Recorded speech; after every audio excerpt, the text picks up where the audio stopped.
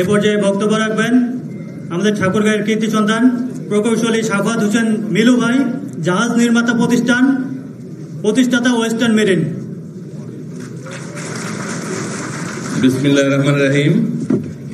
আসসালামু আলাইকুম। আমরা সবাই মিলে হচ্ছি ঠাকুরগাঁর ছেলে। আমরা সারা বাংলাদেশে ছড়িয়ে ছিটিয়ে আছি।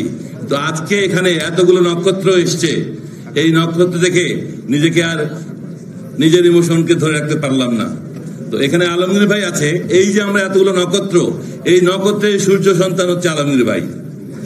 উনি যেখানে গেছে সেখানে আমরা বেবি বুমাররা কতদূর যেতে পারবো জানি না। তবে তোমাদের কাছে যারা এই জেনজি, যারা যে বিপ্লব দেখিয়েছো, এই বাংলাদেশকে আবার নতুন রূপ দিয়েছো, তারা আরো 50 বছর নিবা।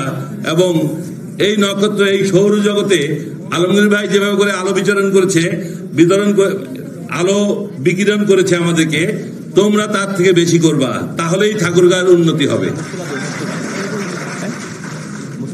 আমি পানির সাগরে ঘুরেছি,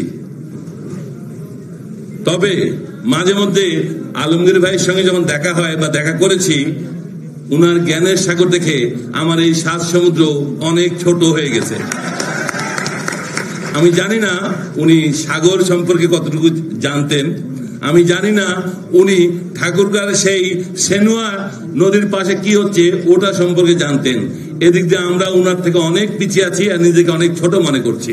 আমরাও ঠাকুরগাঁর সন্তান, বাট আলমগীর ভাইকে দেখে আমরা, তোমরা, আপনারা সবাই সামনের দিকে এগিয়ে যাব। আলমগীর ভাইতে সবাই অনেক কিছু চেয়েছে, কিন্তু আমি বলবো আমরা সবাই উদ্যোক্তা হই। উনি আমাদের জন্য দোয়া করবেন, আমরা ওনার জন্য দোয়া করব। সবাই মিলে সামনে এগিয়ে যাই, নতুন বাংলাদেশকে আরো সামনে নিয়ে যাই। বাংলাদেশ এগিয়ে গেলে আলমগীর ভাই সূর্য হয়ে থাকবে, আমরা তার আলো পাবোই পাবো। আসসালামু আলাইকুম।